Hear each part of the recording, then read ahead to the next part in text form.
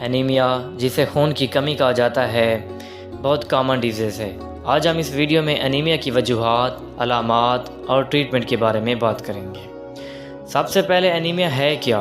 Basically हमारी body में 3 types of sales होते हैं, white blood cells, red blood cells और platelets.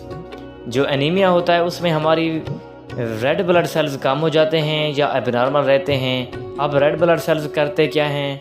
Red blood cells oxygen के साथ बाइंड करते हैं और फिर हमारी बॉडी में ऑक्सीजन को डिलीवर करते हैं। अगर रेड ब्लड सेल्स ही नहीं होंगे या एबनॉर्मल होंगे तो वो ना ऑक्सीजन के साथ बाइंड कर सकेंगे और ना ही हमारी बॉडी में ऑक्सीजन ट्रांसफ़र कर सकेंगे, जिसकी वजह से ना हमें एनर्जी मिलेगी और बल्कि हमारी बॉडी में थकावट महसूस होगी। अब हम एनीमिया की टाइप्स के बारे में बात करते हैं।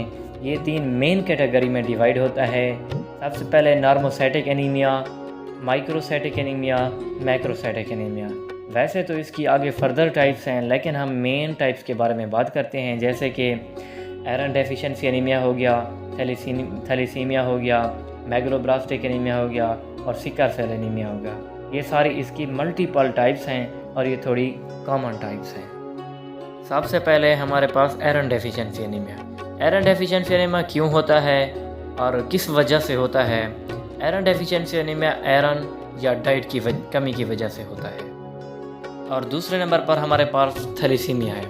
थैलेसीमिया जो है यूजुअली बाय बर्थ होता है, जिसकी वजह से हमारा जो हेमोग्लोबिन का प्रोटीन है जो कि आरबीसीज के अंदर होती है वो एबनॉर्मल प्रोड्यूस होती है।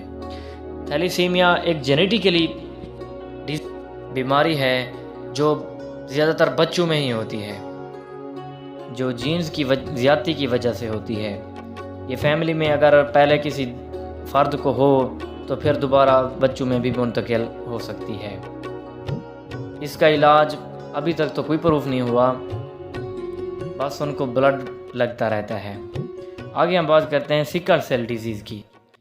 सिकल सेल डिजीज़ में आरबीसीज की जो शेप है वो एबनॉर्मल होती है और वो आरबीसीज जो हैं वो सिकल शेप के होते हैं।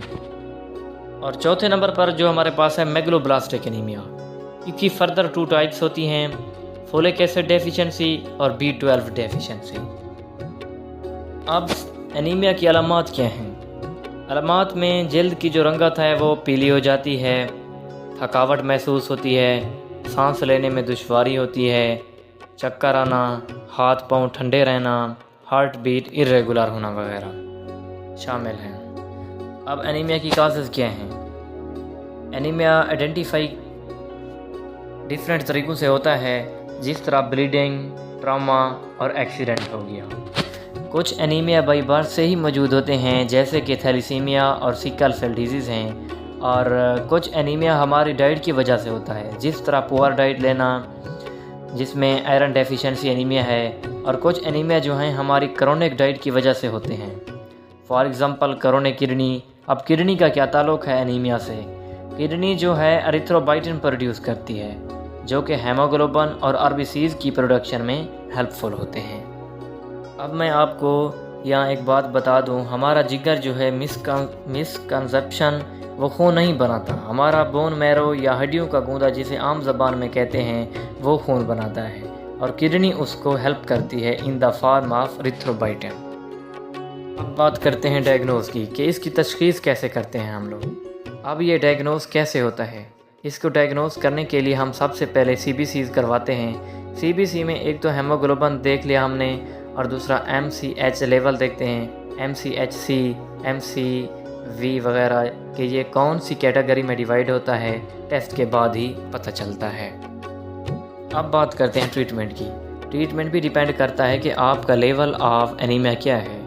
माइल्ड एनीमिया है, मॉडरेट है या सेवर है।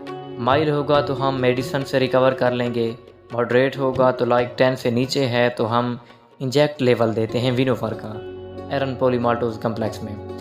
इंजेक्शन जो है 2 इंजेक्शन देते हैं विनोफर के, एक नॉर्मल सलाइन में IV चलाया जाता है। उसके बाद ये तकरीबन अगर 9 से नीचे है तो तकरीबन 5 ड्रिपें लगवानी पड़ती हैं 3 दिन के वक्फे से। फिर 20 दिनों के बाद फिर HB लेवल चेक करवाते हैं तो उसका बढ़ जाता है, ऑटोमेटिकली बढ़ जाता है। अब आखिर में अगर आप बात करें कि आयरन की कमी किस तरह पूरी की जा सकती है, एक तो अगर सब्जियों में वेजिटेबल में देखा जाए तो आयरन जो है एक बहुत ही